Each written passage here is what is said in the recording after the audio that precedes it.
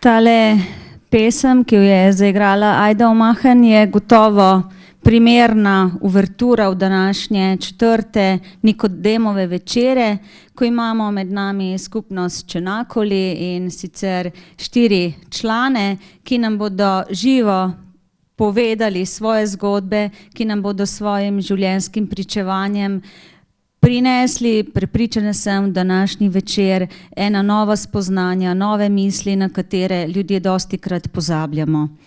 Skupnost Čenakoli je v bistvu v Sloveniji od leta 2004 in sicer fantje prihajajo iz Vrha pri Škocjanu na Dolenjskem. Trenutno naj bi bilo tam 15 fantov, če se slučajno motim, me boste popravili. Ustanoviteljica pa je sestra Elvira Petroci, ki je leta 1983 v Italiji za bivše odvisnike, za mlade, ki iščejo drugačno, boljšo pot, ustanovila skupnosti in danes, trenutno, naj bi jih bilo po celem svetu 56. Kaj povedati kaj več bodo o sami skupnosti povedali seveda njeni člani.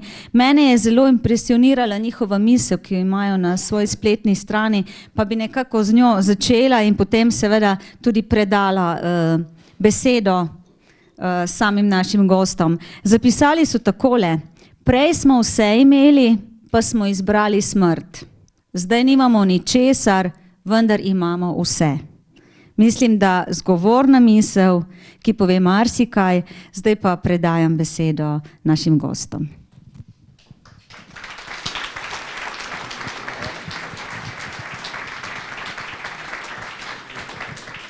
Evo, en lep dober večer. Evo, moje ime je Anže.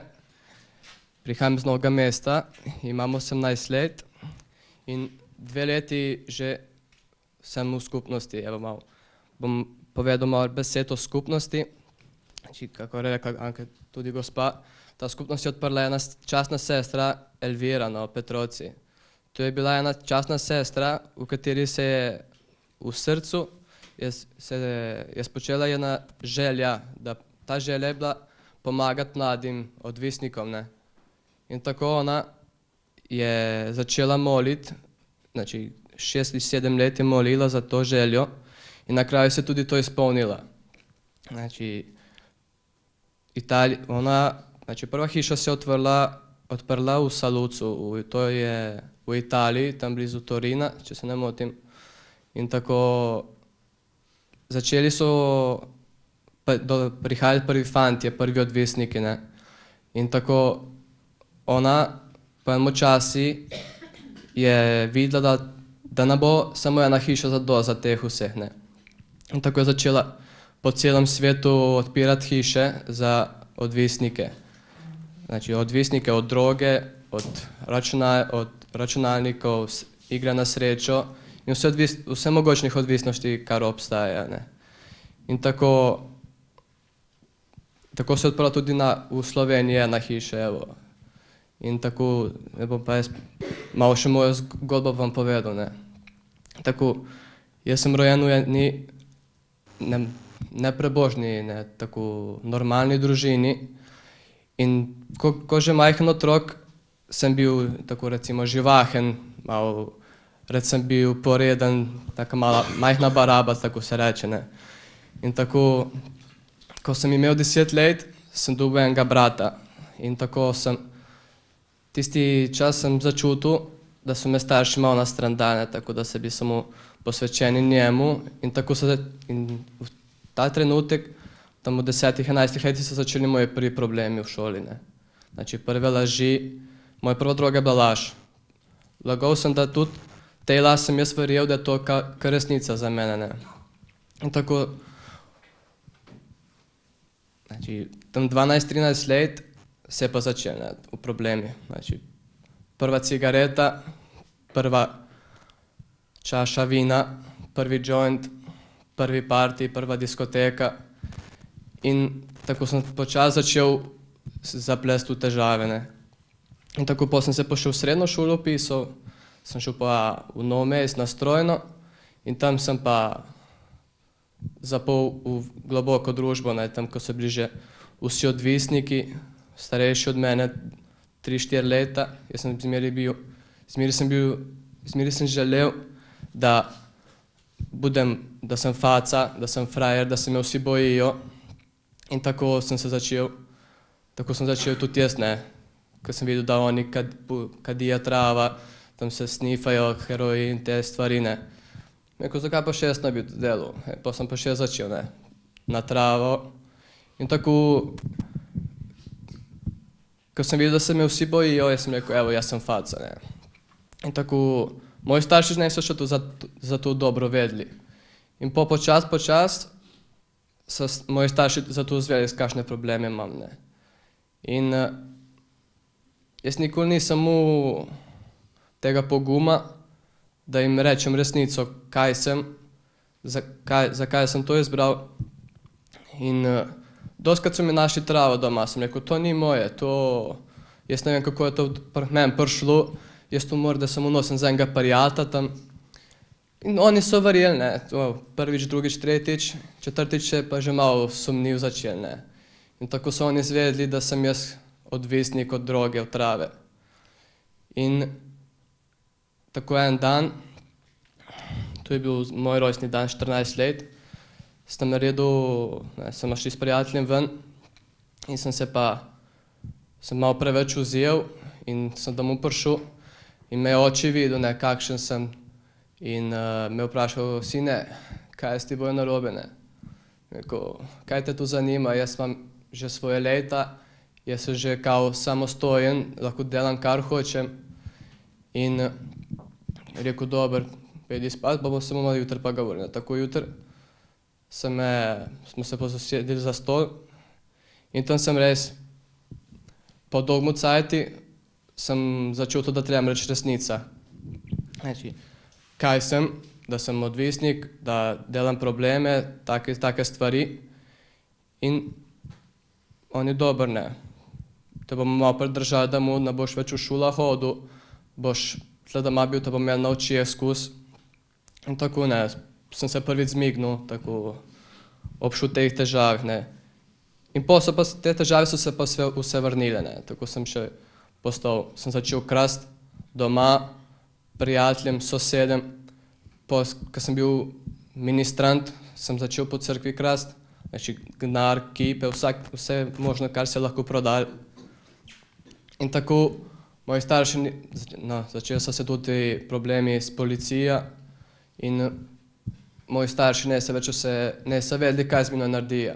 Bili smo pri doktorji, pri psihologi, na psihiatriji, vse, nič ne je pomagalo, ne. Tako so šli do mojega župnika in župniki vse smo povedali, kaj je, kakšna je situacija.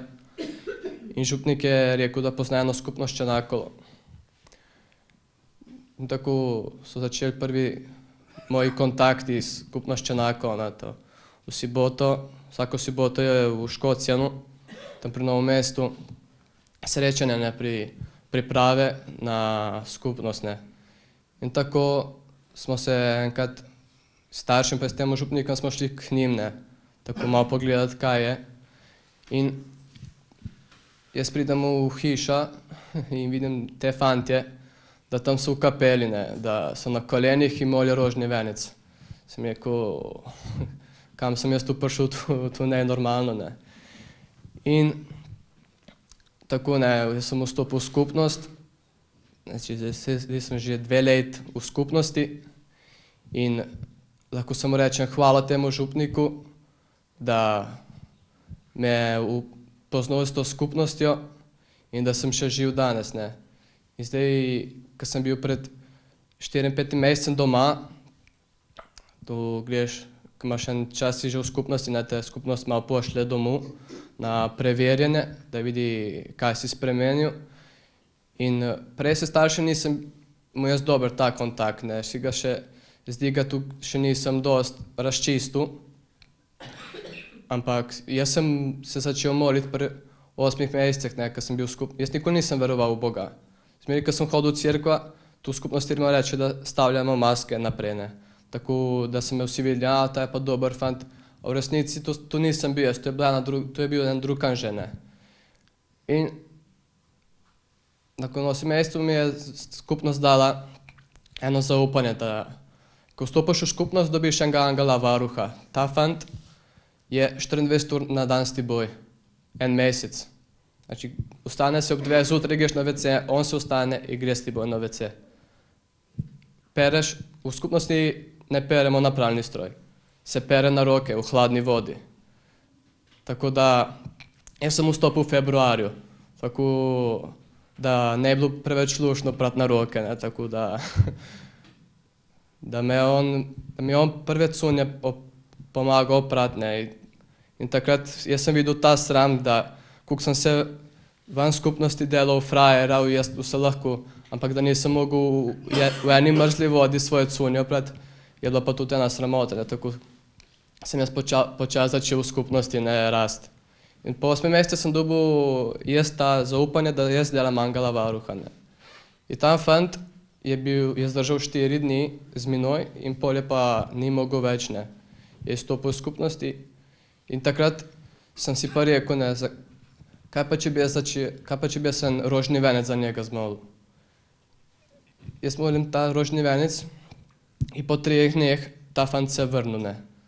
In od takrat lahko rečem, da sem začel verovati v Boga. In še zdaj lepo, ne, tako. In tako, zdaj bi pa moj mikrofon predal Boštjanu, evo še en Slovenc, tako da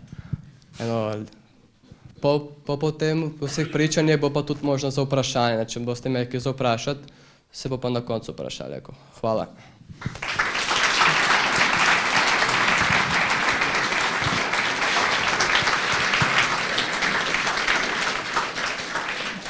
Ja, dober večer vsem skupaj. Jaz sem Boštjan, prihajam iz Škofje Loke, imam 44 let. Sem bil poročen do pred 1 leta, imam 3 hčerke. Se pravi, 1 let sem ločen, no. Moj problem je bil alkohol.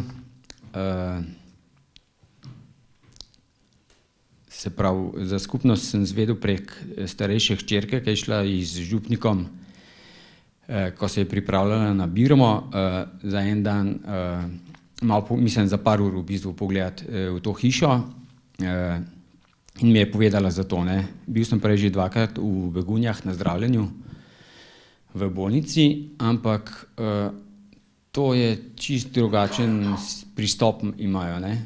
Tako da nisi toliko na aktivnih počitnicah, mislim, se reče kot na počitnicah, ne, malo za šalo, malo za res. Ne poglobiš se toliko samega vase, ne, pač imaš tiste izobraževanje in to je vse, ne. Tle pa skozi molitev lahko spoznavam sam sebe in svoje probleme, ne, kako sem jih napačno reševal z alkoholom. Jaz sem tudi, tako prihajam iz versko usmerjene družine, vse zakramente, vse k maši smo redno hodili, ampak potem sem se tudi poročil, ne, in potem so se pač začeli eni malo večji reševanje finančnih težav, ne, en večji problem je prišel, ena goljufija in se je to pač nekako začelo tolažiti, pravzaprav, jaz sem bil ogoljufan, no, se je začelo tolažiti to z alkoholom. Drugače delo in to je bilo vse v redu, zaposlen sem še zdajle trenutno v bratovi firmi, kot naziv tehnični direktor, ne, vodja organizacija proizvodnje in tako, tako da s tem ni bilo problema in tudi imel sem, glede na to, kakšno odgovornost in vse sem imel, sem imel dosti tolerance glede od brata in od vsega.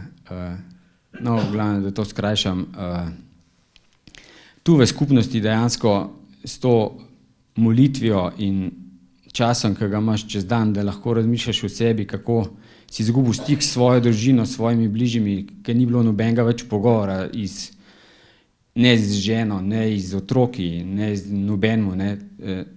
to je res, ker to zgubiš vse, ne, potem si sam. Pa si sam seboj in pa si sam, ne. In iščeš neko tolažbo v čemerkoli že, ne, v odvisnost, kakorkoli se že imenuje, kakršenkoli ime že ima.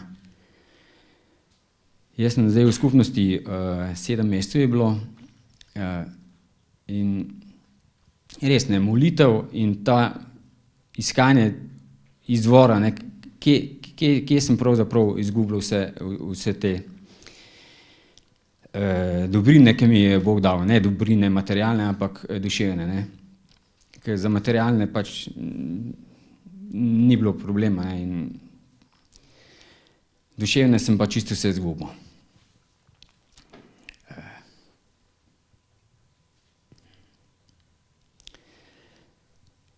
Kaj lahko še povem? Da so tle pač, smo zelo različni fantje, eni smo taki, eni smo starejši, eni so mlajši, eni bi bilo oče, ne. Ampak z vso to mešanico problemov si en drugemu nekako pomagamo in odkrivamo svoje pomanjkljivosti in skozi to, skozi pogovore, skozi molitev nekako se poglobiš sam vase in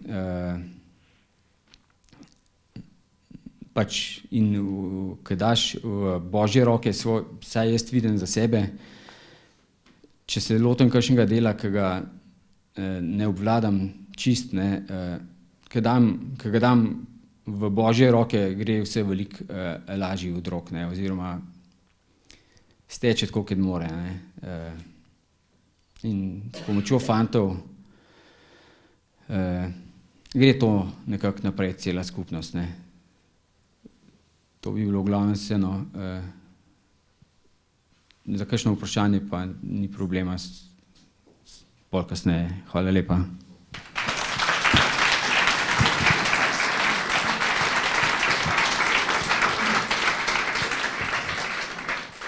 Ja sa zovem Ľuboš, som zo Slovačky, mám 21 godina. Pričat ću na hrvatski, zašto nisam još naučil slovenski tako dobro.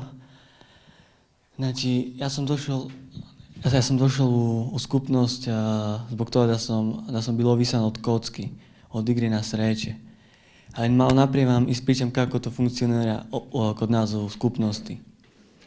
Znači, kod nas budimo se svaki dan u 6.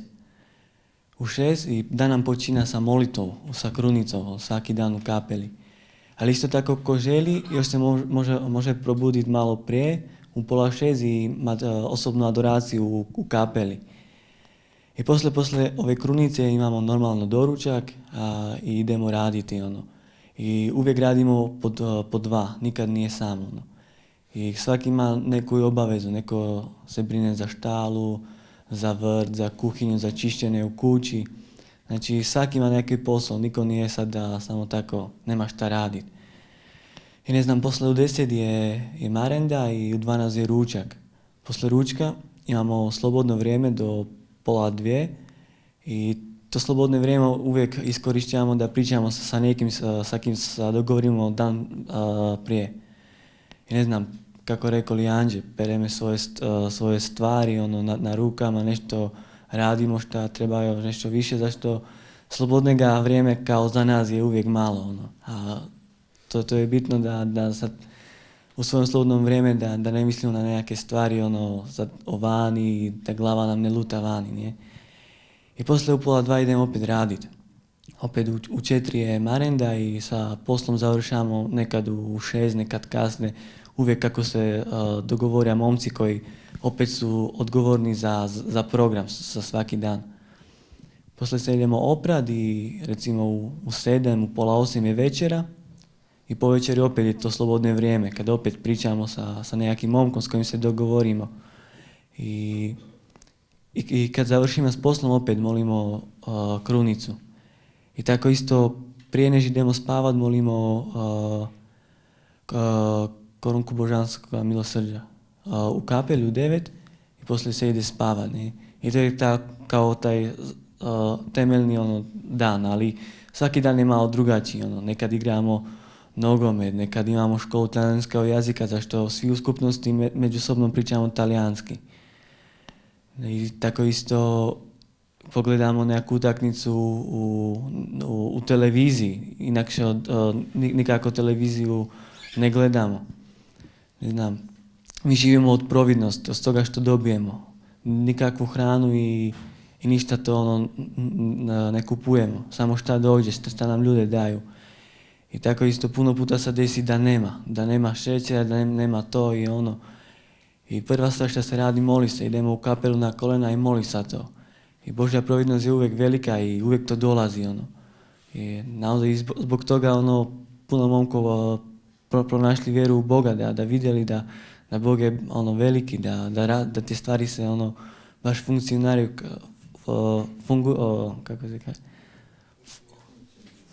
funkcionira, ne? Da kad molimo Boga za neke stvari pa dolaze. I nikad ne mogu reći za 2 godine što sam u skupnosti da bi se bol nekad gladan. Baš bi se mogao reći da jedi se dobro. I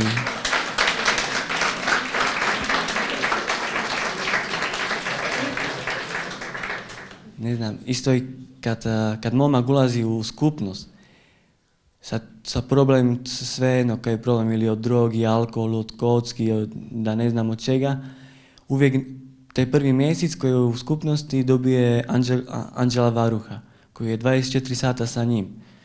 I sad ili mu je teško ili šta, uvijek mu taj fan pomogne, sve šta radi. I uči ga koje su pravila u skupnosti, šta se radi, šta se ne radi, šta može. I tu je to prvo prijateljstvo koje momci puno puta osjete, da sad neko je pored njih koji im pomože u svakodnevnom problemu. I tu momci puno puta vidjeli tu ljubav koju vani puno isto nemali, da kad bili uzgubljeni u ove ovisnosti. Ne znam, isto imamo 3 puta na tjedan misu i tako isto u 2 u noći se budimo u sobotu i molimo za sad vremena, molimo za ovih fantovi cure koji su još vani, koji žive još u zlu. Da i oni mogu dobiti ovaj dar skupnosti, da i oni dođu promijeniti svoj život. Ne znam, mislim da to što se tiče skupnosti, a sad što se tiče meni, ne znam, ja isto dolazim s jedne obitelji kršćanske, da isto smo puno molili i sve to bilo u redu, ne, do mojih 15 godina. Ali poslije kad sam išao u srednju školu, ne znam, ja sam puno tražil da dobijem od mojega otaca da mi rekne kako si dobar, zašto volio sam igrati nogomet, hokej i to sve, a uvijek sam tražil da mi rekne dobar si u tome, nikad nisam da mi rekne, rekao bi mi kao ok, radiš to je tvoja stvar, lijepo i uvijek bi sam slušal da moje sestre kaže jaka si dobra u školi, da dobro učiš, drugemu bratu ti dobro kuhaš, treći brat isto ti dobro sviraš na flaute ili ne znam šta sad svira sve. I tako ja sam uvijek ne dobil to pohvalu od mojega otaca i uvijek sam tražil neki način da mu pokažem da ja sam isto i ovdje i tako počeo sam i ja pušiti, pide alkohol i uvijek sam izabral nekakvu stvar koju mogu pokazati da ja sam nešto više od svega, ne. I tako sam to tražil uvijek na loš način, ne. Isto sam si izabral prijatelju koji imaju puno novca, da sad nešto značim pored njih, kao ja sam nekakva fača i to, ne. I uvijek sam stavila nekakvu masku, jedna maska je bila u kući, da sve je dobro u redu, druga maska kod njih, treća maska kad sam imao curu, uvijek nekako zakrijao sam to što sam ja, iskreno, ne. I tako godinama se to sve nekako punilo i isto počeo sam puno lažat, kraja s roditelom novac, da sve tu svoju masku mogu živjeti, ne. Da ju mogu krmiti, da ona može uvijek rast, ne. Až do momenta kad sam imao 18 godina upoznao sam igru na sreće i jako brzo sam u to upal i puno sam počela krasti novac roditeljom i oni to zaznali i ne znam, oni baš bili iznenađeni s toga kako da moj sin koji smo dali sve da imao sad, nikad mu ništa ne falilo, imao šta jest, moj sin je ovisni od toga, ne. A baš je bilo u njih puno pitanja šta smo radili loše u tom svem, ne. Pa sve i u crkvu smo išli i molili sve i ne našli taj odgovor. Ono. I ne znam, prvo smo to riješili sa psihijatr, psiholog da mi da nekakvu tabletu, zašto imao sam i depresije ono, jake i da je sve u redu, ne, ono, i to je danas isto i nekakva moda, ono, antidepresiva, ono, to što je unutra nekako zakrit u pravu identitu čovjeka. I tako, ne znam, mislim da nekoliko mjeseca bilo kao sve u redu, ne, ja sam im brao tablete, nisam igrao, ali unutra nisam imao mira, ono, zašto bili sam puno laži, nekakva maska prema svimi, ali slobodan nisam bio nikako unutra i tu moja majka, ono, poslije nekoliko mjeseca isto upoznala za skupnost.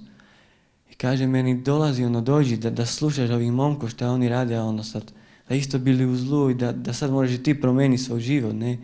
I ja kažem, lijepo to ono, ali nije to za mene, meni sad je dobro. Zašto, ne znam, imao sam strahove da sad moram skinuti te maski i sad izađe to što sam iskreno.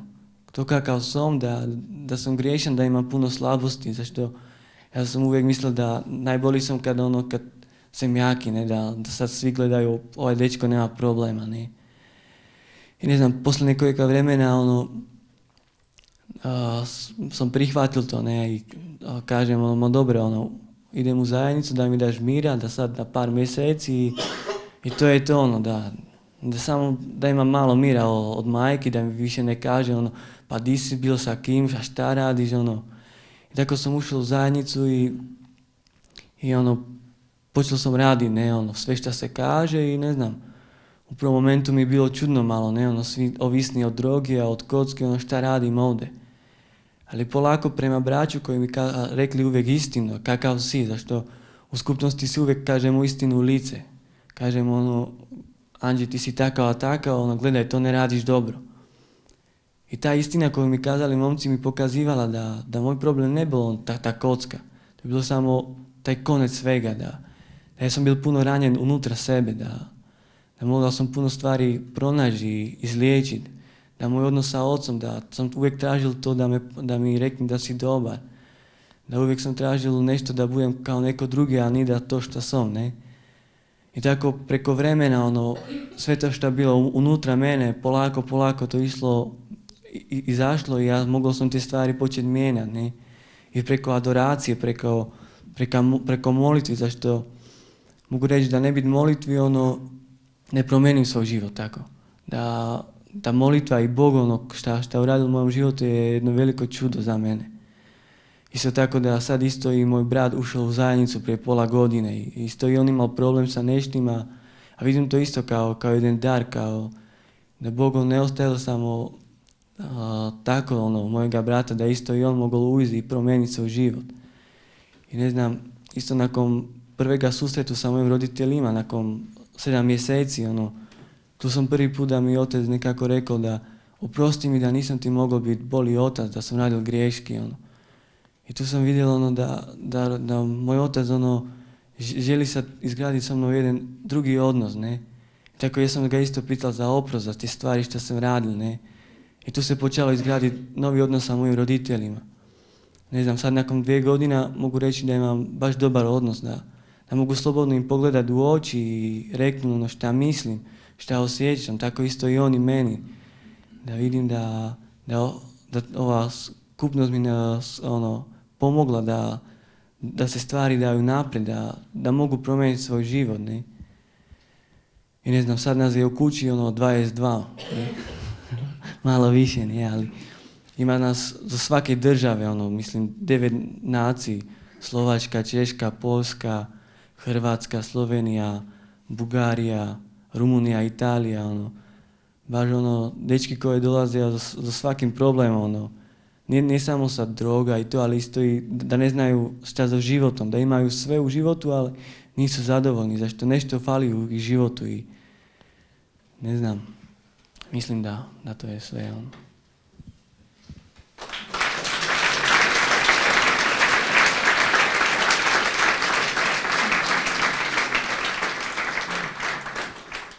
Ne znam, sad kad ima neko neke, ili ješ ti?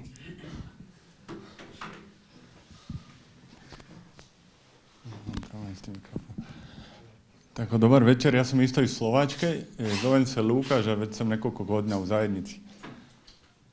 Znači šta ja bi još rekao, više manje su rekli sve, ali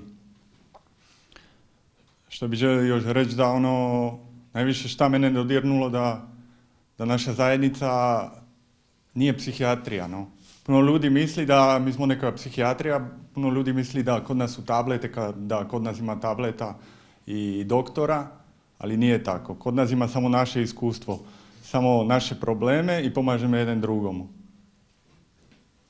Znači ako imam ja probleme, pitam momka koji ima isto probleme, koji možda zna već pobijediti njegove probleme i zna mi reći kako mogu ići napred u mojom životu. Ja sam bio ovisan od droge i čitav život sam živio u materijalnim stvarima. Sad sam malo nervozan, već malo vremena nisam govorio ispred ljudi ovako, ne. Onda se mi drhta taj mikrofon.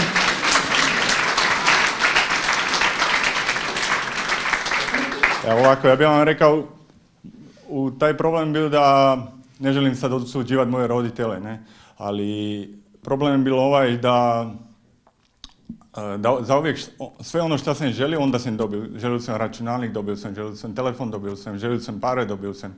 I moji roditelji su onda mislili, ima svega, onda je dobro, živi dobro i ništa mu ne fali.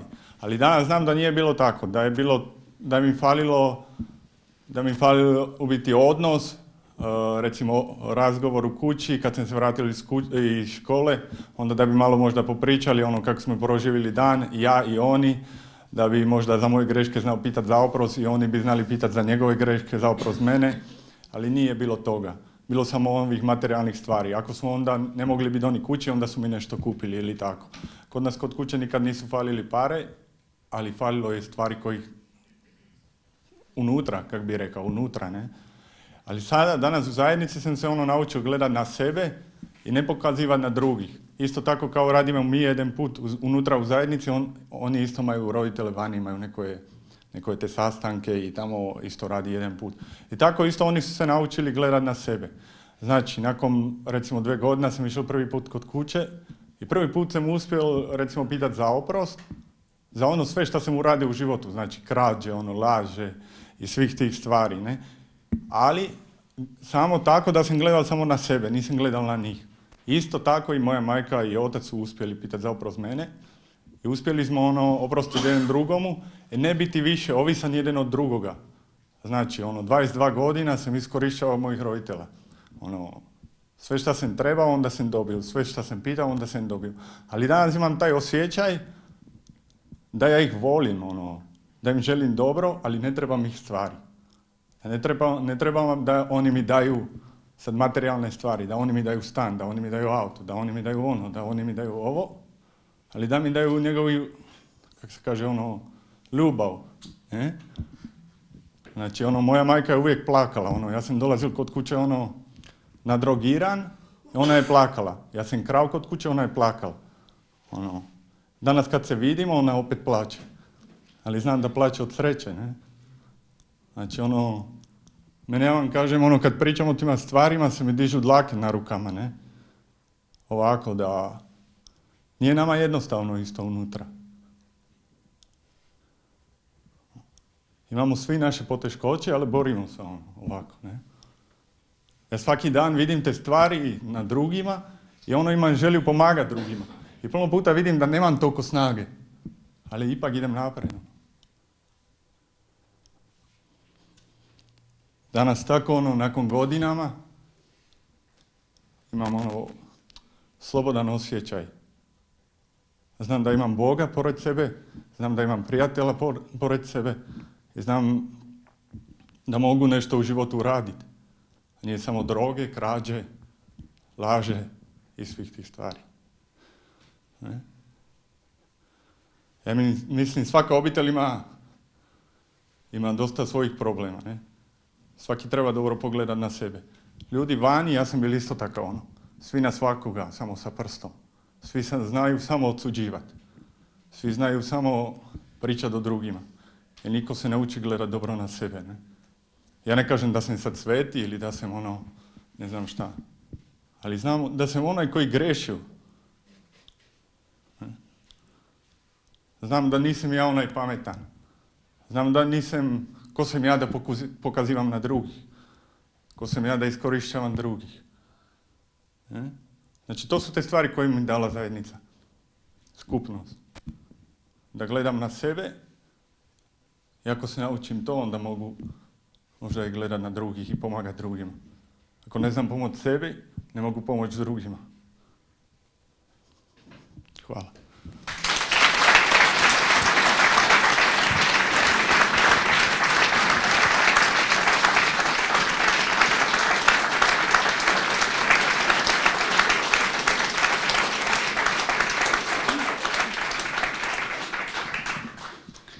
Jaz mislim, da so fantje tako iskreno podelili svoja doživetja z nami, da so se gotovo tudi v vaših mislih, srcih porodila kakšno vprašanje, zato prosim, če ima kdo kakšno vprašanje, da ga zastavi.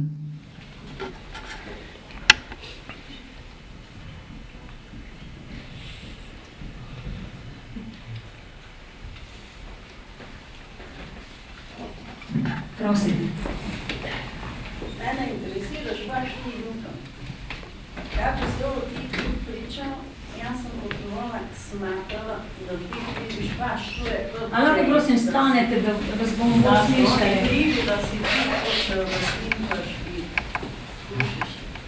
Tako sem ja, barem osjetila tebe. A to je jedan put nisam razumio. Ti kriviš tako ja smatram svoje roditelje, da si ti pošao na tim slušati. Ja sam rekao da ne želim odsuđivati, ne? Aha, ali ja sam tako... Ja sam rekao da ne želim odsuđivati i oni to znaju, ja sam više puta pričao sa njima o tim stvari.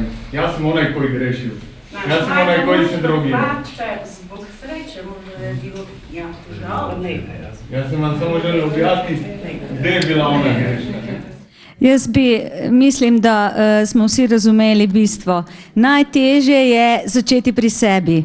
Najtežje je iti sam vase in pri sebi ene stvari razčistiti. Jaz pa našega pričevalca zelo dobro razumem. Mislim, da je hotel povedati samo to, da razume, da so starši delali narobe, kakor tudi razume, da je on delal narobe in da jim on oprošča in da oni oproščajo njemu in da je on tisti, pa ne samo on, tudi starši, da so zgradili nov odnos, ne samo med sabo, ampak tudi z Bogom. In mislim, da je pa zato potrebno zaploskati. Res.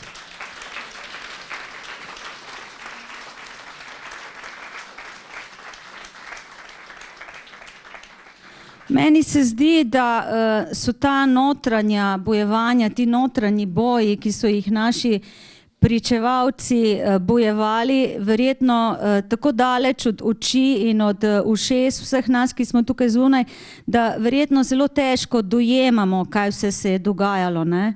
Mislim pa, da zdaj v teh trenutkih, ko so sposobni stopiti pred vesoljno občestvo, ko so sposobni govoriti o tem, kako so kradli, kako so, ne vem, bili odvisni, da so pa v svoji notranji rasti prišli že tako daleč, da bi mogoče bilo tudi dobro za nas, ki smo tukaj zunaj, ki se tudi spoprijemamo vsak dan z različnimi odvisnostmi, svetujejo nam, kako mi, ki smo zunaj, ki nimamo angela varuha nad sabo, dobro, imamo, hvala Bogu, Gospoda tam zgoraj, ampak tistega, ki bi ti slučajno tudi opral perilo ali te pa malo pocukal za ušesa, to si narobe naredil, kaj nam svetujete, kako se naj mi nekako lotimo teh življenjskih težav, ki nas vsakodnevno, v glavnem, ravno zaradi te, mislim, da problematike z časom pa z vsemi temi, vi vidite, drugimi stvarmi, s katerimi se ubadamo, finančni problemi, službe, vzgoja otrok in tako naprej. Bi nam kaj povedali?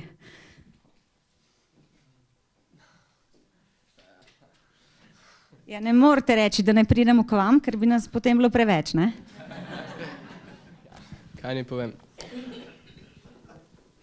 Naprimer, jaz prvič, ko sem videl moje starše, to je bilo po 8 mesecih. so mene isto vprašanja postavili, ne, kaj mi lahko naredimo, ker imamo takte probleme, ne. Jaz sem rekel, začnite moliti. Začnite moliti. In tako, ko sem jih drugič videl, sem jih vprašal, kako je van, kako je odzunaj, ne, ker so rekli, pa, začeli smo upoštevati tvoj navodilo, da smo začeli moliti. In rekli so mi, da to je dosti pomagalo van. To je za mene bilo lepo, ne, da so začeli moliti. Ne. Še ne smo tu povedali, ne, ker v skupnosti mi nemamo telefona, mi nemamo gnarja, ne. Tu mi nemamo nič. Mi kar imamo v žepi zdaj trenutno. Jaz imam samo rožni venec v žepi. To za mene čisto dosti, ne, tako da, kakor so rekli tudi, rekel, mi živimo od providnost, ne. Kar imamo, kar nemamo, trebamo tako, ne, začeti, mi, na primer, lahko en primer povem, ne, tako, jaz sem bil en let pa pol v Medžugorju, dol v Bosni in Hercegovini, tako da, tam smo imeli vsega polno, dosti romarjev je prišlo, dosti providnosti je vsakič prišlo in potem sem bil premeščen v Vrbovec, to je blizu Zagreba tlele. In tam enkrat je zmanjkalo sladkorja, ne je bilo sladkorja. Ne. Kaj pa zdaj? Neč, gremo moliti in to je bil en fant, ker samo en fant je šel moliti, ne, tako da, rekel, jaz ne morem brez sladkorja biti, ne. Vse kafa brez sladkorja, čaj brez sladkorja, tu ne bo dobro, ne. In ta fant je šel v kapela pred Boga in je molil za sladkor. Naslednji dan je prišel ta fant, ki je bil odgovoren za kuhinja in mu je rekel, prid z menoj, ne. In so šli dol do shrambe in odpre shrambo in prišla je ena paleta sladkorja. Tako da.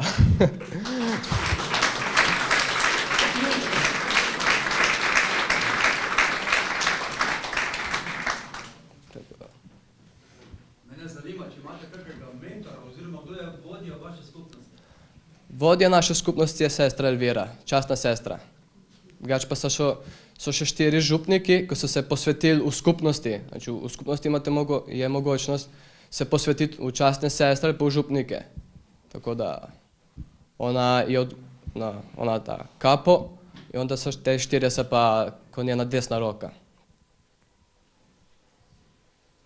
Kaj pa v vaši hiši imate kakega vodja? Evo ga, zeleni lajci.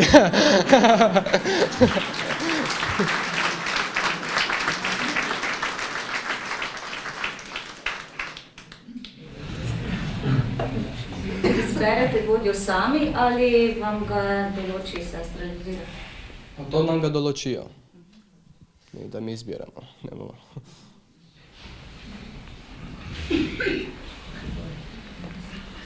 Kako dolgo ste pa lahko noter, koliko časa je sploh je omejeno? Na program, tako je sestra Elvira rekla, do 3 leta. Znači, vrata, tu ni zaprt. Tu so odprta vrata. Lahko ideš, kadar želiš. Lahko postaneš 3 leta, 4 leta, 5 let, tudi 10 let se že noter, ne, tako da ostaneš, kakor hočeš. Jaz bi vprašala, večkrat se zgodi, da vidimo mlade, ki imajo težave, so odvisni, pa ne vem, kako bi na pravi način pristopili do njih, kako bi se z njimi pogovarjali, da bi jim pomagali. Ker vemo, lažejo sebi, lažejo drugim. Kako pomagati, da bi si čim prej rešili? Kako pristopiti do njih? Kako se z njimi pogovarjati o tem, o odvisnosti? To je malo teže, ne, ampak to pa ne bi. Evo. Znači, sigurno kad znate ne, da neko ima problem, sigurno znate i kakav problem, i ko i šta. I sigurno on laže i ne želi, ili možda sad sve je u redu, ne? Kako i ja. Znao sam da imam problem, ili svaki od nas. Znao da ima problem, samo nisam još tako duboko u tome, sve je u redu. Ja to mogu. Ali kako dugo? Koliko godina još? Da nešto uradi, da se nešto desi. Isto kod nas postoja kolokvije, pripremne pogovore.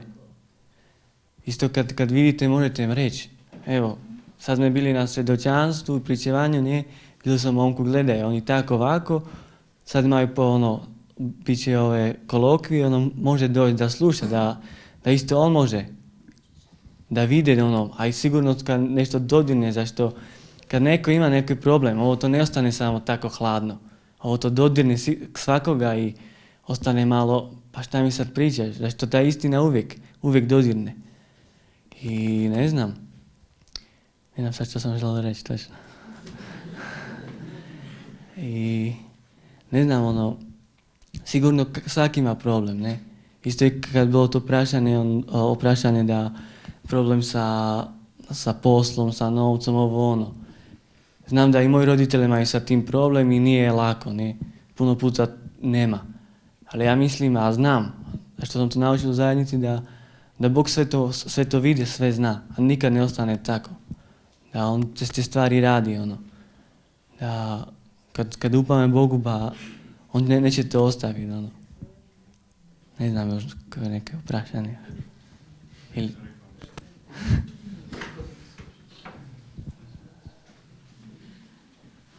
Ja bih samo još rekao kako sam ja ulazio u skupnost. Znači, kako sam već rekao, bio sam narkoman i onda je bilo tih krađa, tih laža, sve živo, sve zlato, ne znam, kompjuter, sve što se dalo prodati je išlo iz kuće, ne? Sve. I onda je došlo u jedan trenutak kada su rekli isto moji roditelji dosta. Ili ideš u skupnost ili živi sam. Nisi ti više niko da ti nas tu kradaš i te stvari. Onda kažu, ako želiš u skupnost, možemo ti pomoći. Ako ne, vrata su zaključene, idi živit sam. Znači ja ponosan, ne trebam ja vas. Ne? Mogu ja sam. Onda idem na ulicu. 9 mjeseci po Slovačkoj, u Češkoj, u Pragi, na ulicama, po stanicama, sa narkomanima, sa klošarima, ne? Znači toliko sam lagao da sam više ne vjerovao nije sebi. Nisam znao što je više istina. Ne? Ja sam non stop mislio da sam onaj koji zna i da su oni koji greši zato što su me izbacili vani i ne želim mi opet dati ono što su mi dali 22 godina. Znači bili su trenutka kad se nije želili više živjeti. Znači mislio sam na samoubojstvo i te stvari. Ne? Ali kad sam već spavao stvarno na tima klupama i po tima stanicama, onda jednog dana sam rekao dosta. Ne? Sam rekao moram ići kod kuće i pitati pomoć. Onda u tom trenutku su mi rekli onda sad možeš ti biti kod nas, sve je bilo zaključeno i trebao sam poštivati neke pravila na kojima smo se dogovorili zato što sam se ispremao, 2 mjeseca, 3 mjeseca za ulazak u skupnost. Znači sam trebao 9 mjeseca na ulici, bez nikoga, bez familije, da se razumijem da ja sam onaj koji greši, a sam onaj koji treba pomoć. Zato što majka sam svaki put mi je rekla ti trebaš pomoć. I moj odgovor bio nije, to ti trebaš pomoć. Ne? Znači puno puta se to događa tako. Ako mene pitaju neki roditelji imam problem sa sinom, ne znam kako bi ja njega sad dobil u skupnost, onda kaže zaključite vrata. Prvi moj odgovor koji kažem ja, zaključite vrata, nemojte ga više pustiti kod kuće ako ne želi. Ako misli da zna, onda neka živi sam. Inače mi narkomani iskoristimo svaki onu cestu, ne? Svaki put ako nam neko malo otvori, onda ulazimo. Neko nam da jedan prst, mi uzmemo celu ruku. Takvi smo mi,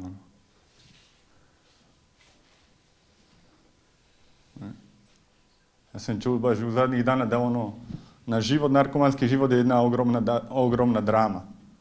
I tako je, stvarno tako je. Ja sad ne drogiram se više, ne znam, skoro više 4 godina se ne drogiram. Ali sad ja idem po ulicama i ja točno vidim, točno znam.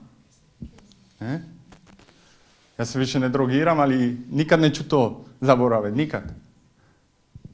Ja vidim da ide neko u kapući, vidim da su dvaja tamo, odmah se sjetim svega. Idem po gradu, idem po mjestu gdje sam živio, sad sam bil kod kuće. I sve se mi to vraća.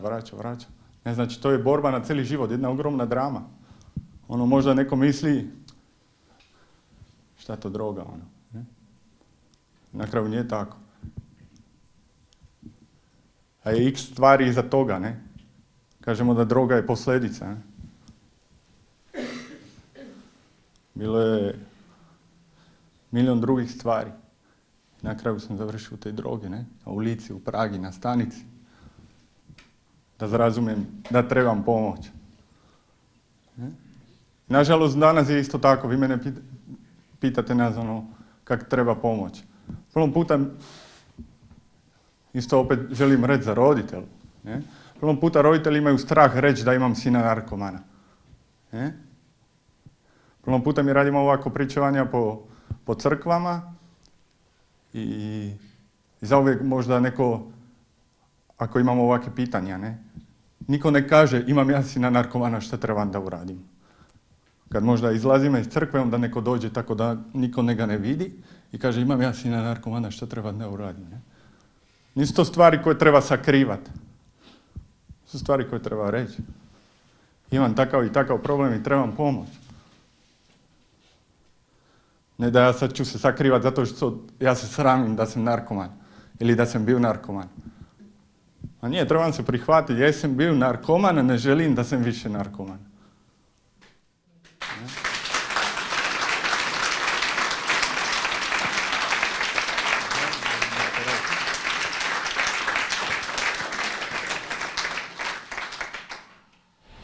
Imate li neko pitanje?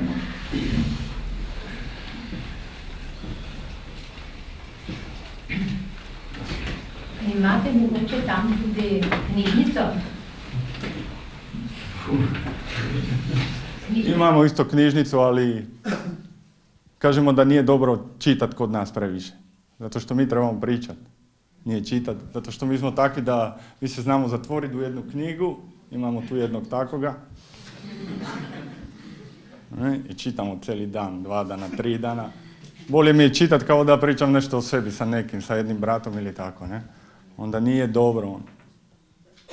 Jednu knjigu koju čitamo svi je Biblija, no? Tamo v knjigah najdete tudi življenjepise in take posode, kot jih imate vi sami tudi. Potem recimo imate tudi zgodbe raznih mučencev, svetnikov. In kako so oni se popravili. Tudi mi, ki tu sedimo, imamo napake. Nobenega ni, ki bi bil brez njih. Vsak je kdaj kaj naredil narobe. In mi starši tudi, veste, mogoče smo bili nekateri tako vzgojeni, da nismo toliko ravno pogovarjali se na tako lep način, kakor danes vidimo v teh ameriških in drugih filmih. Ampak s tem, ko so starši nekaj naredili za vas, v vsakem delu je bilo to za otroke, ker smo jih imeli radi in smo jih na ta način tudi kazali našo ljubezen, ne? Tako da ni vedno vse samo v besedah.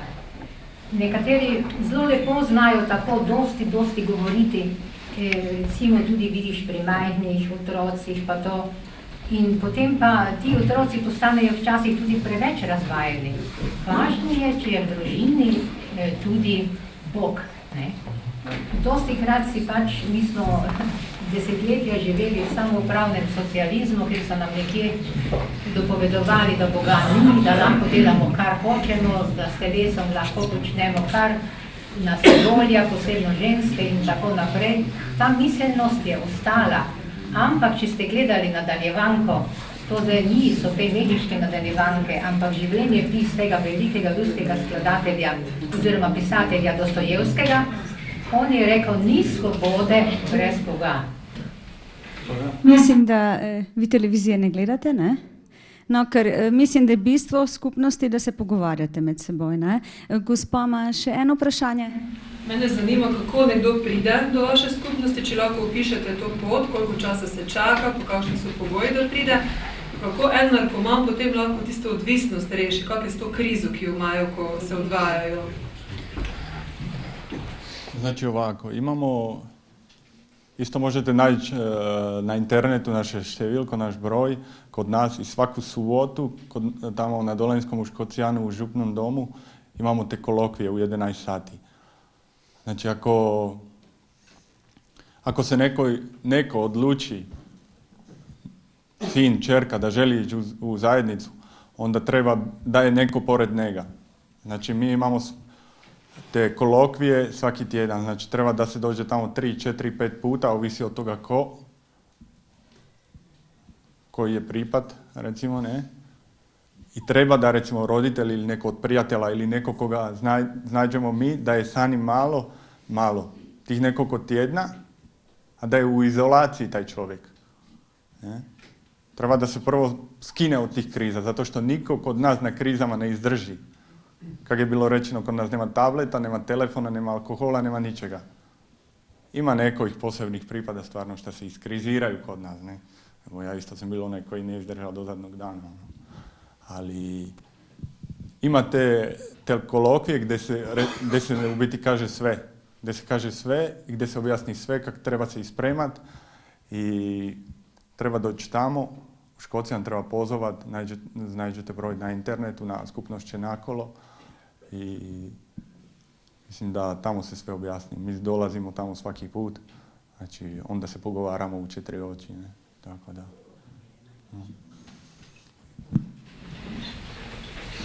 Kaj pa mogoče, kako bi rekla, imate kakšno skupino glasbeno mogoče?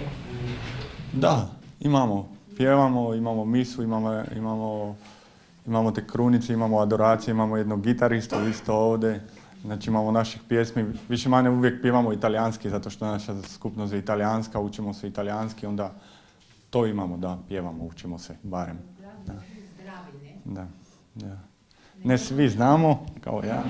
Koliko kratko smo prišli sestra Elvira obiskati? Ona je već dosta stara. Ne? Sada ima već taj problem da ona je fizički još dobro, ali više ne govori. Sada je bila kod nas nakon 8 godina. Prije 10 dana, nešto tako je bila kod nas. Ali ovih hiša imamo mi po cijelom svetu, stvarno u Ameriki, u Europi, u Irskoj, svugdje, po svima državama. I ona je jedna. Ne? I nas je 1000 ili 2000. Ne može ona svih. Ne? Znači...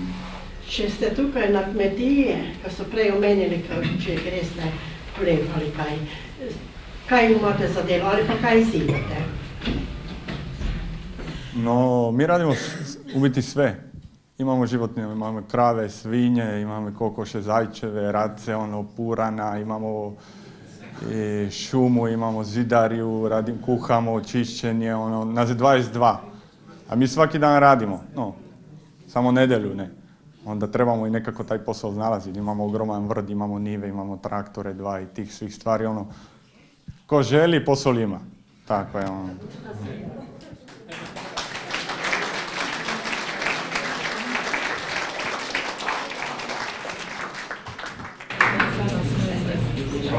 Kako ste se soočili, na primer, prvič, ko je Angel Varuh vas spremlja, prvi mesec, če sem tam poslušal, da vam je povedal resnico, ti si pa tak. Kako dolgo ste to mleli v sebe, pa kako ste pa niste več, ko ne bojite za mer, ker dejansko si resnico povete v obraz, ti si tak pa tak, pogotovo, Kako ste to... Ja imam danas još sa tim problem. Još danas imam sa tim problem, ali... Da, sjećam se, bilo je tako i mi imamo isto nekoj pravila. Kod nas imamo pravila koje trebamo poštivati. Znači, nas je sad 22. Svaki misli drugačije. Svaki želi reći šta misli. Onda trebamo imamo nekoj pravilo. Znači, ako ja ću doći kod njega, imam neko mišljenje, on me treba slušati.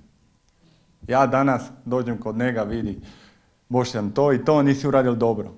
I ako se njemu ne sviđa, on zna da me treba slušati. I onda razmišljati. Onda čeka 1-2 dana i za 2 dana on dođe do mene, vidi ono što si ti mene prije 2 dana rekao, ja skroz mislim da je drugačije. Ne možemo mi sad da ja njemu kažem nešto i mu se ne sviđa, onda mi da šamar, ne? Znači imamo te pravila da trebamo slušati i poštivati jedan drugoga. Znači ako se mi ne sviđa, sad trebamo malo stupiti na loptu, razmisliti i poslije mu reći. Zato ako ja njega ne slušam, ne mogu ja njemu drugi put nešto iđe reći. On će mi reći, ako ti mene ne slušaš, šta ti sad mene kažeš? Onda trebamo neko od te pravila imati. Možete zamisliti, sa 20 narkomana, jedan kako misli, drugi, treći, 20. To je puno puta Disneyland, što ja znam. Strašno. Ali opet možemo, ne? Opet se daje i stvarno je lijepo. I na početku je stvarno teško. Ja se sjećam, samo sam gledal ovako u prvih dana, gledam u mizu i sa nikim ne razgovaram. Pola nisam kužio i onih koji sam kužio nisam želio uopće s njima pričati. I oni se svi smeju, oni nekoji sretni, i ja samo gledam. I sad razmišljam, onih 20 narkomana pored mene, oni se smeju, a ja sam sad negativan ovdje. Znači, oni to prenosili na mene. Isti su kao ja i oni su sretni i zašto ja nisam? Onda su bili moje pitanja. Sam sebi sam dal ja pitanja. Zato je dobro da kod nas nema psihijatra, nema nikoga ko nam kaže to i to treba uraditi. Ne? Isto nema toga da sad ja sam 4 godine, on je 6 mjeseci, da ja ću dobiti više naprijed kao on. Ja ću dobiti meso, on će dobiti povrće. Nije tako. Ako se budim ja u 6, idem moliti u 6, onda ide on. Ako on ide spavati u 9, onda idem ja. Ne može biti da jedan više, jedan je manje.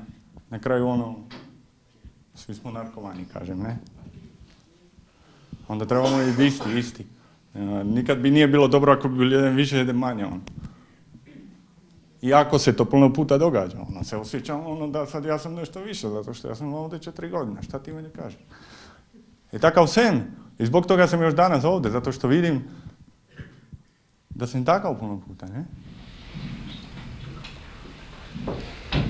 Da. Prosim.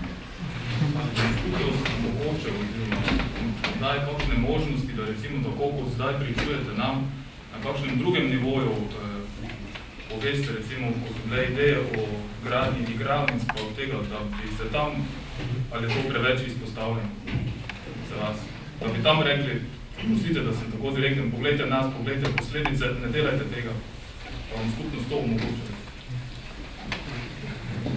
Kako gradijo igralnice, igre na srečo. Gospod sprašuje, če vas kdo vpraša, da bi vi povedali, ne delate tega, da bi bili ljudje odvisni. Svoje mnenje, da bi dali. Da bi vi s svojim pričevanjem. To je teško. Ja ću sad ići u jednu igralnicu i ću im reći, ne radite to. I hodi kazino, nema problema. To nije. Mi više, recimo, idemo kao smo ovdje danas, idemo po crkvama i tako, ne. Ali ne idemo kod ovih ljudi koji radi igralnice i takve stvari, da njima kažemo. To što današnji život je u parama, u novcima, ne. I niko neće mene tamo slušati. Hvala vam da vi mene uopće slušate ovdje, ne. Znači, to su teške stvari, malo tako, znate svi kakav je život danas. Tamo gdje su pare ne sluša niko. Prve su pare i onda su naše životi. Jedan uradi igralnicu, ne briga ga da ima 100 ljudi iza sebe koji živi loše i izgubi sve, možda familije ili šta ja znam.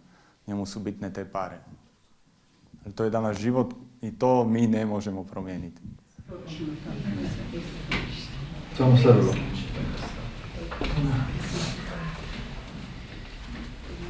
Še kakšno vprašanje? Jaz bi bo povedala, nisem se še nikoli oglasila, ampak večkrat sem vas poslušala in vas vedno znova občudujem, fanta, ne? In opazujem tudi nas, vernike, ko vas poslušamo. Pa si samo zastavljam misel, koliko smo sposobni mi, verniki, iščemo isto tako odgovora. Pometovali bi, iskali po knjigah in ne vem kaj, nismo pa sposobni iti pred Boga in moliti rožni venec za, ne vem, narkomana, mogoče sorodnika, mogoče soseda, mogoče znanca, prijatelja, tega pa nismo sposobni. In isto tako poslušamo x-krat zgodbe vaše, ne?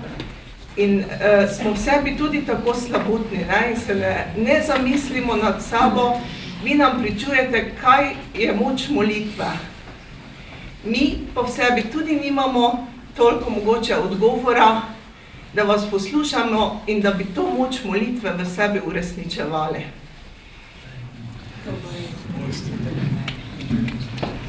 In je to v bistvu res najmanj, kar lahko napravimo, ampak je največje plačilo oziroma delo za tistega, ker kakorkoli ga bomo vabili na pogovor, vemo vsi, več ali manj ne pomaga, ne? Na kolena pred Boga, rožni venec, pa marsikaj v življenju spreminja. Mogoče je pa čas, ne? Ampak več se nas druži v molitvi, bolj se uresničuje tudi ta molitev. In imam tudi osebno izkušnjo, nimam sicer za probleme, ampak imam zdaj v zelo kratkem času eno čisto drugo izkušnjo, v bistvu, ko se je borilo za življenje in smo se združili v bistvu sorodniki, prijatelji, molili 9-dnevnice in vam povem, čudeži so se dogajale, z dneva v dan.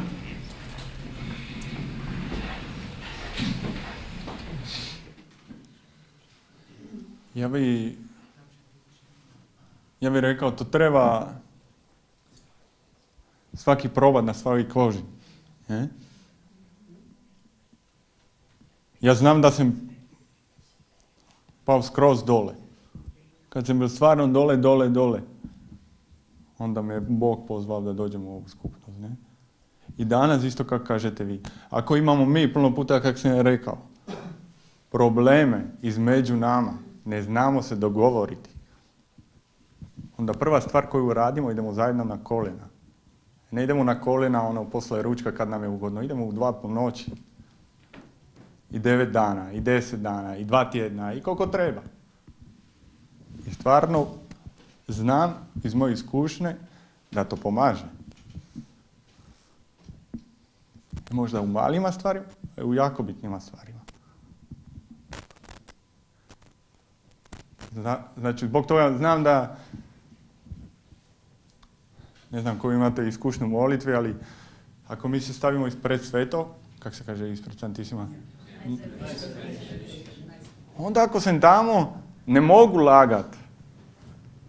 Ne mogu gledat na drugih. I onda idemo tamo svi zajedno i svaki se pogleda na sebe. I onda se možemo pogovoriti. Znači, to je isto takve, ja kažem, dosta takve delikatne stvari, ali između nama se puno puta događaju, ne? Kao je u familijama, gdje otac, majka, djece, baka, djeda, ne znam ko, onda smo mi isto tako. I kad su poteškoće, onda idemo na kolena. Ne? Ništa drugo. I stvarno nemamo mi poteškoće u zajednici, u skupnosti zbog materijalnih stvari. Sad da nemamo nešto ili da ja ne dam njemu ili ne.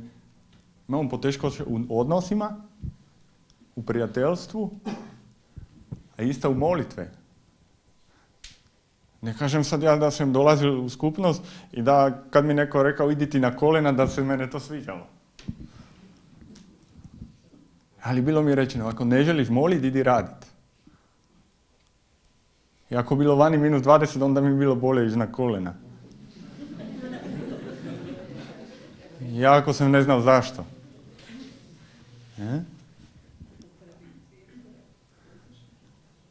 Mislite da ja kad sam bil narkoman, da ja sam išao moliti? Vani, da sam išao u nedjelju u crkvu. Ne, išao sam u nedjelju u krčmu. da malo ubijem krize. I na kraju Bog me pozvalo tako kakav sam bio. Siromašnog na kraju. Znači svaki na svojoj koži, svaki ne mogu pričati za nikoga, ne. Ali ako bi se to mene ne dogodilo u životu, onda vam to ne kažem. Nisam ja ovdje da vam lažem. Stvarno je tako. Ne izmišljam sad ja stvari zato što želim da ne znam ko da dođe kod nas skupnost. Ali puno puta kažem, ako ne znam koliko nas je ovdje, i možda ovo pričavanje će pomoći samo jednom od vas, onda mi je dovoljno. Samo jednom.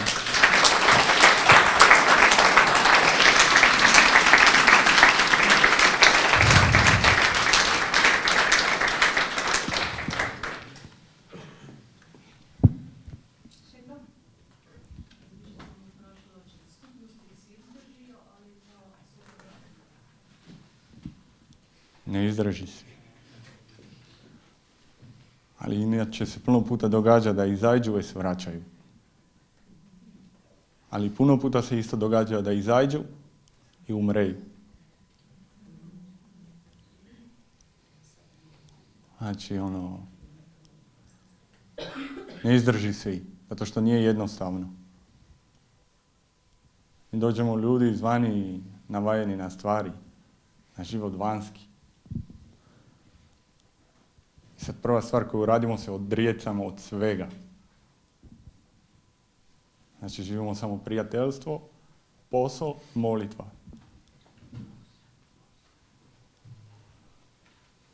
I to je nama ludilo, vam kažem, kad dođemo izvani.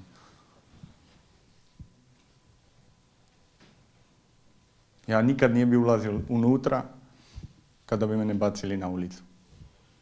Nikad. Ja sam išao unutra, ja nisam želio biti unutra. A bilo je, sad se sjećam, 5 dana prije Božića. Ja dođem tamo i oni radi žive jaslice. Znate, i sad mene kažu da ja sam kovač. Ja još tako me drhta na krizi. I on kaže, ti si kovač. I tam dode 100 ljudi, 150 ljudi je gledaju ma kako ja radim kovača tamo. Ja mislim,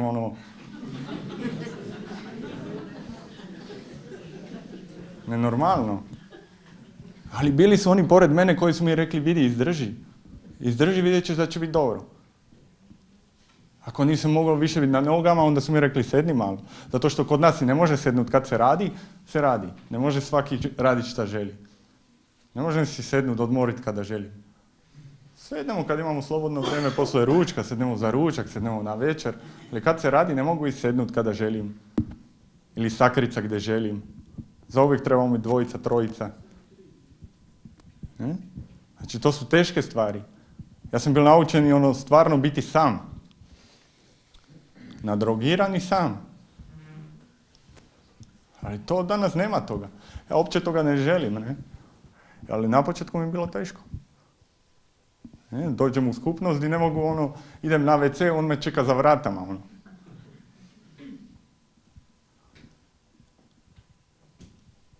Znači, znate, najtežak trenutak su 2 teška trenutka za mene. Najteža. Prvi bi ulaziti i drugi je izlaziti. Ja mislim da je izlaziti mi još više teško kao ulaziti.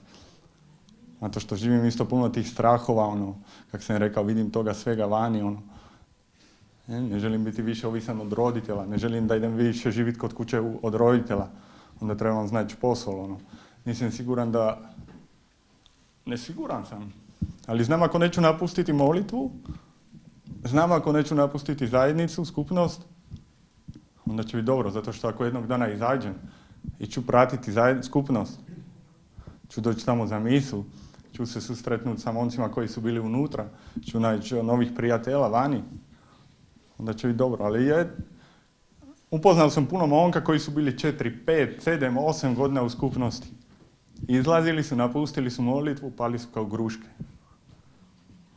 Kao gruške. I vraćaju se nakon 10 godina, sad imamo jednog tako kod kuće. 10 godina je bil vani. Prije je bil 4 godina u skupnosti. Sad se vraća, ima 42 godina. I prva stvar koju kaže, napustio sam molitvu. Počeo sam raditi samo na glavu. Pao je kao gruška. Znači, to vam kažem da to je jedna drama na cijeli život. Ono. Sad to ne želim opravdavati ili plakati zbog toga, ne? Ali želim biti spremani na te stvari. Kao bilo toga, onda će isto biti toga. Svugdje. Ne?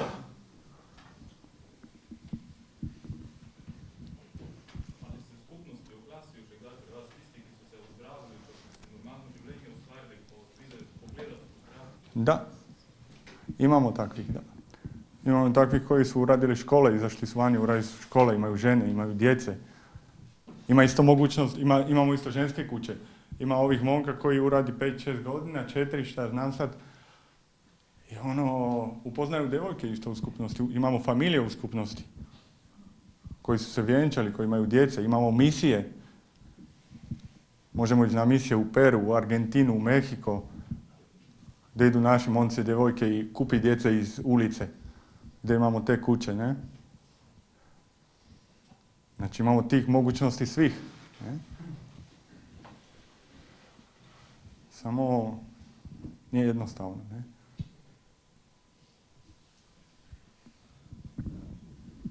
Znači ima tih, mi ih zovemo eksovce, ne?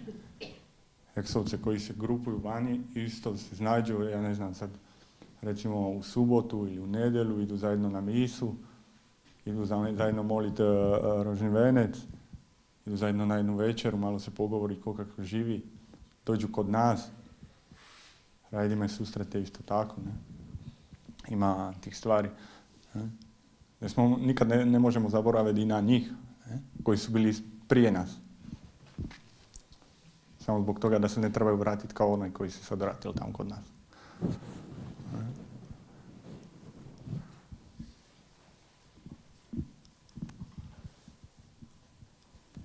I to se vidi, to se vidi, svaki odluči za sebe. Mi možemo jednom momku pričati stvari kak treba raditi 3-5 godina i on na kraju izađe i nije dobro. Ne? Može biti isto ovi koji izdrži 6 mjeseci su možda dobro sada. Ovisi od toga kak su uzeli zajednicu, kak su uzeli molitvu,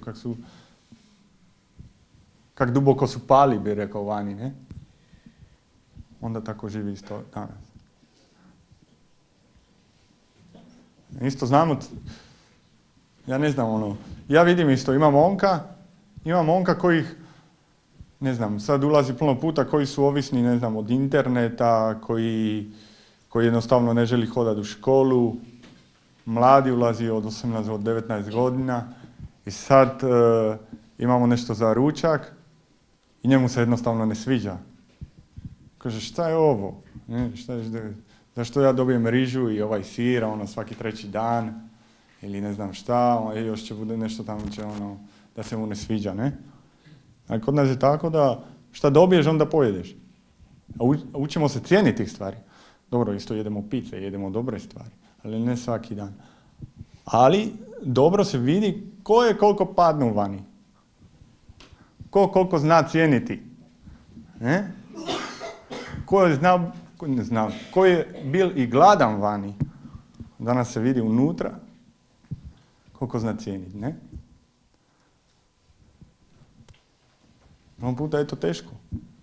I puno puta se događa tako, da jednemu se ne sviđa, kaže šta je ovo, ovako, ona.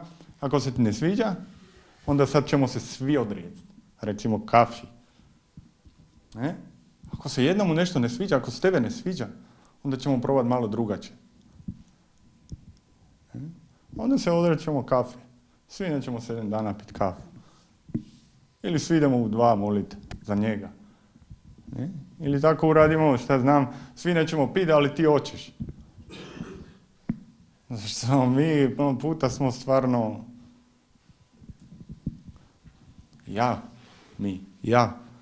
bolesnici, šta da vam kažem. Ali sad nije to da plaćam zbog toga. Je tako da sam se prihvatili, tako sam želim biti, ne? Želim živjeti s onima koji mi pokazuju kakav sam. I stvarno mi pokazuju. I stvarno puno puta vidim isto bez toga da bi mi pokazali.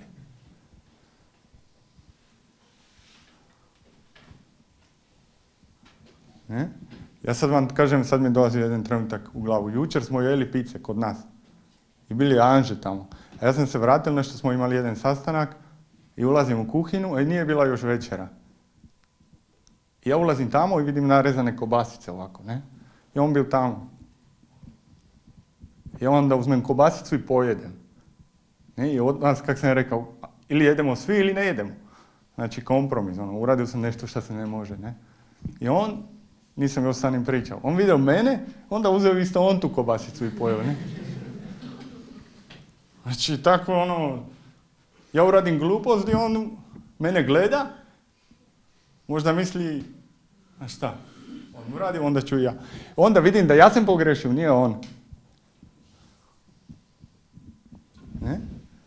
I u takvim malima stvarima, zato što nemamo velikih stvari. Ali vidim danas, nakon 4 godina jedem i on jede iza mene zato što vidio mene. Sad oprosti, ali tako je.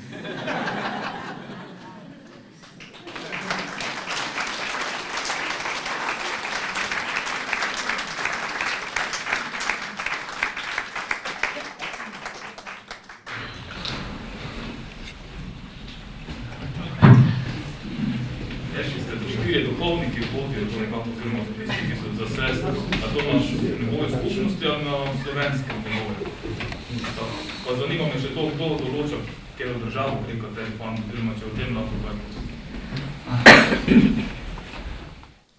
Znači, ovako, ovi duhovniki isto su bili narkomani.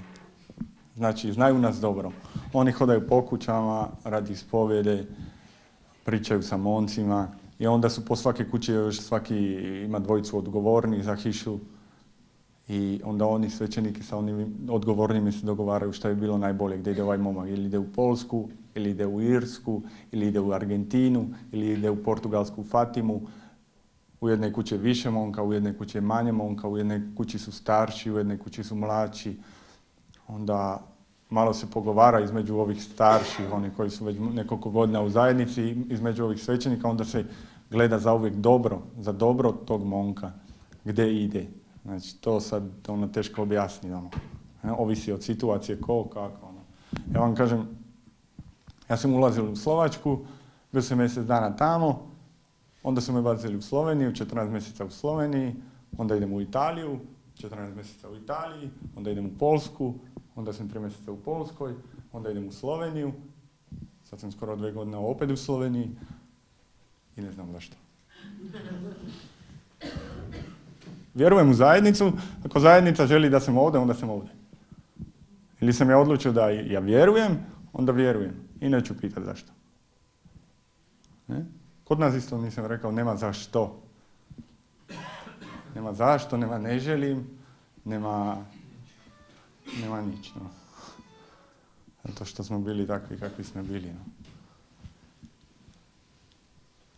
Ako vjerujem u zajednicu, onda nema zašto. Ne? Šta ću pitati? Ima tih pravila više. Ne diraj me, pusti me na miru, ne želim, ne sviđa mi se i takvih stvari. Ne?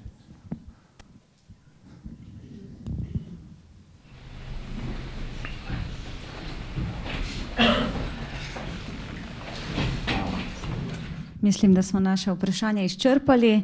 Jaz bi povabila vse 4 pričevalce pred naše poslušalce, ker mislim, da si zaslužijo res en velik aplavz.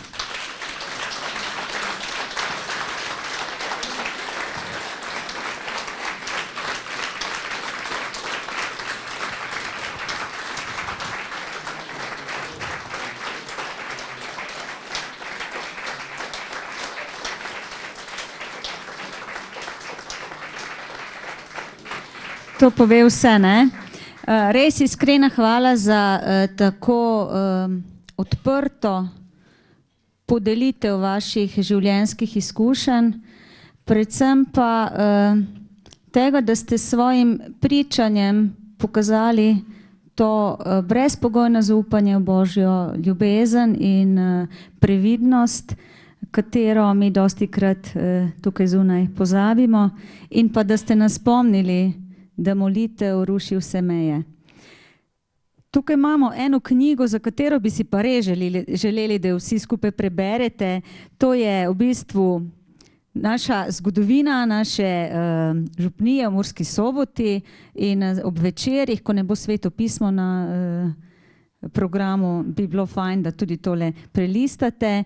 Ker ste skupno, smo vam dali samo eno, vsak pa potem dobi še en šopek. Vam pa kot vodji, torej knjiga.